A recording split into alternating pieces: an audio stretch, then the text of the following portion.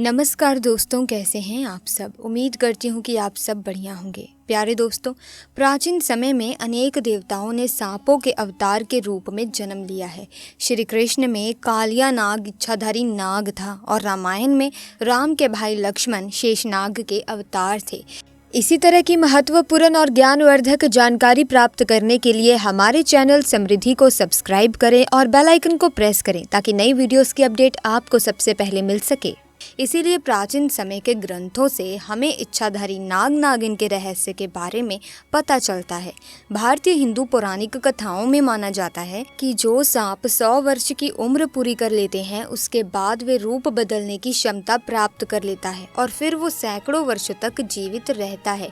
दोस्तों, एक बार की बात है जब यूपी के गोरखपुर इलाके में नाग नागिन का जोड़ा सोमवार के दिन महादेव के मंदिर की तरफ जा रहा था।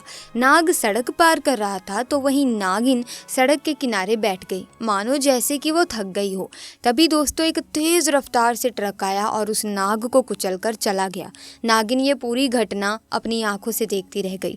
जैसे ही ट्रक वहां से गुजरा और नागिन ने अपने नाग को ऐसी हालत में देखा तो नागिन तेजी से भागती हुई नाग के शरीर के पास आकर बैठ गई और अपना सर सड़क पर पटकने लगी। ऐसा लग रहा था जैसे वो अपने नाग की मौत पर रो रही हो।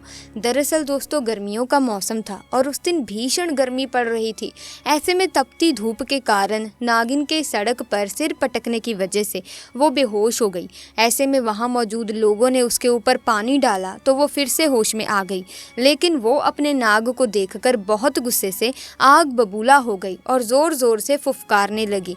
और उस नागिन का प्रकोप देखकर ऐसा लग रहा था कि वो नागिन अपने नाग की मौत की वजह से सदमे में आ गई है और अब वो किसी को भी जिंदा नहीं छोड़ेगी। दोस्तों, ऐसे में नागिन का इस तरीके से गुस्सा करना सही भी है, क्योंकि नाग नागिन का प्रेम हमें पता है कि एक दूसरे के लिए बहुत अटूट होता है। हमने बहुत सी कहानियों में देखा है, बहुत सी फिल्मों में देखा है। वो एक दूसरे के बिना नहीं रह सकते और जब कोई व्यक्ति उनमें से किसी एक को मारकर अलग कर देता है तो नागिन अपने प्रेमी नाग की दूरी सहन नहीं कर पाती। ऐसे में नागिन का गुस्सा और कहर 7वें आसमान तक पहुंच जाता है, जिसके कारण उसके अंदर बदले की आग जलने लग जाती है। ऐसे में या तो नागिन खुद अपने प्रेमी नाग के वियोग में दम तोड़ देती है या फिर उस इंसान को मारकर बदला लेती है जिसने उसे उसके नाग से जुदा किया हो। दोस्तों, नागिन बहुत दुखी थी। तकरीबन 2 घंटे तक लोगों की भीड़ की तरफ यूं ही देखती रही, लेकिन अपने नाग के शरीर से दूर नहीं गई। वहां मौजूद लोगों ने उसके शरीर को उठाकर कहीं दूर रखने का फैसला लिया, लेकिन किसी को भी उसके नज़दीक आने नहीं दे रही थी। इसके बाद नागिन फिर से अपने नाग के शरीर से लिपट गई। नाग की मृत्यु की वजह से सड़क पर काफ़ी जाम हो गया और लोगों का जमावड़ा लग गया, जो शाम तक काफ़ी ज़्यादा बढ़ चुका था। रात के समय उसने भी रोते हुए अपने प्राण अपने नाग के शरीर से लिपट कर दे दिए। तो इसके बाद वहां मौजूद लोगों ने उस नाग नागिन के जोड़े को दूर एक जंगल में एक साथ दफन कर दिया। माना जाता है कि उनके प्रेम को देखकर आज भी लोग उन्हें याद करते हैं। हालांकि नाग नागिन की ये घटना काफ़ी भावुक है, जिसको लोग आज भी नहीं भुला पाए हैं। दोस्तों, इस कहानी से हमें ये सीख मिलती है कि हमें अपने वाहन को ध्यान से चलाना चाहिए ताकि हमारी वजह से किसी और को कोई नुकसान ना पहुंचे। इसी के साथ दोस्तों आपको बताना चाहेंगे कि जिस नाग नागिन के पास नागमणि होती है उन्हें बहुत ही ज़्यादा शक्तिशाली माना जाता है और वो ज़िंदगी भर उसकी रक्षा भी करते हैं। नागमणि एक इच्छाधारी नागिन को बहुत शक्तिशाली बना देती है, परंतु कहते हैं कि कार्तिक पूर्णिमा के दिन एक साधारण नागिन भी बगैर नागमणि के विशेष शक्तियाँ पाती है, परंतु वो शक्तियाँ सिर्फ उसी पूर्णिमा की रात तक की उनके पास होती हैं। इन शक्तियों के सहारे नागिन कोई भी रूप धारण कर सकती है, कोई भी आकार ले सकती है और कोई भी भारी चीज़ उठा सकती है। इसी के साथ प्रिय दर्शकों, एक अन्य घटना भी मैं बताने वाली हूँ जिसे सुनकर आपकी चीखें निकल जाएंगी। और अगर आप भी महादेव के भक्त हैं तो कमेंट सेक्शन में सबसे पहले ज़रूर लिख दीजिए हर हर महादेव, ताकि भगवान शिव की कृपा दृष्टि और आशीर्वाद आप पर और आपके परिवार पर बना रहे। प्यारे दोस्तों, क्या हुआ जब अपने नाग की हत्या का बदला लेने के लिए एक इच्छाधारी नागिन ने कर दी सारी हदें पार। दोस्तों, राजस्थान के एक छोटे से गांव चांदपुर में खेत के समीप ही एक कुएं में इच्छाधारी नाग और नागिन का एक जोड़ा रहा करता था। एक रात रात्रि की बात है जब इच्छाधारी नागिन अपना रूप बदलकर चांदपुर गांव में यूं ही भ्रमण के लिए निकली थी और कुएं के पास उस समय इच्छाधारी नाग सो रहा था।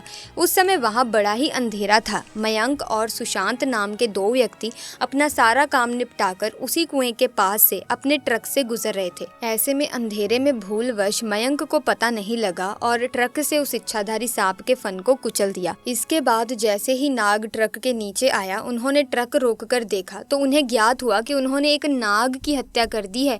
जब दोनों को पता चला कि ये कोई साधारण नाग नहीं अपितु ये तो इच्छाधारी नाग है, तो उन्होंने उसे उठाकर पास स्थित कुएं में फेंक दिया और वहां से भाग निकले।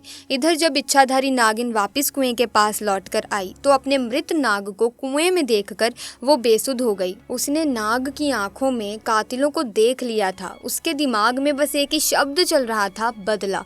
उसने उसी समय प्रण लिया कि जिसने भी मेरे नाग की हत्या की है, मैं उन दोनों इंसानों को इसी कुएं के अंदर ही मारूंगी। ऐसे में उसने बहुत सालों तक उसी कुएं में रहकर अपने नाग के कातिलों का इंतजार किया, परंतु मयंक और सुशांत ने उस घटना के बाद से उस स्थान से निकलना ही बंद कर दिया था। परंतु इच्छाधारी नागिन अपने नाग की हत्या का बदला लेने के लिए बहुत ही ज्यादा तड़प रही थी। उसके सब्र का बांध अब टूट चुका था और उसने निश्चय किया कि अब मैं गांव में जाकर ही उन दोनों हथियारों से बदला लूंगी। उसने एक बहुत ही सुंदर कन्या का रूप बनाया और भेष बदलकर चांदपुर गांव में पहुंची। पूरे गांव में उसने नाग की आंखों में देखे उन दोनों कातिलों को बहुत ढूंढना चाहा, पर वो कहीं नहीं मिले। परंतु रात्रि के समय मयंक और सुशांत पुनः अपने काम से घर लौट रहे थे। आज वे दोनों पैदल ही वापिस आ रहे थे कि तभी उन पर इच्छाधारी नागिन की नजर पड़ गई। उस समय उसने बहुत ही सुंदर कन्या का रूप धारण कर रखा था। ऐसे में वो मयंक और सुशांत को अपनी सुंदरता से लुभाने लगी। वो दोनों उसकी सुंदरता पर मोहित हो चुके थे। ऐसे में उस लड़की ने कहा कि आओ मैं तुम्हें स्वर्ग की सैर करवाती हूँ। वो दोनों भी बेसुध हो गए और उसके पीछे पीछे जाने लगे। वो उस लड़की की सुंदरता में इतना मोहित हो चुके थे कि उन्हें समझ ही नहीं आ रहा था कि वो दोनों उसी स्थान पर जा रहे हैं जहाँ पर उन दोनों ने नाग की हत्या करी थी।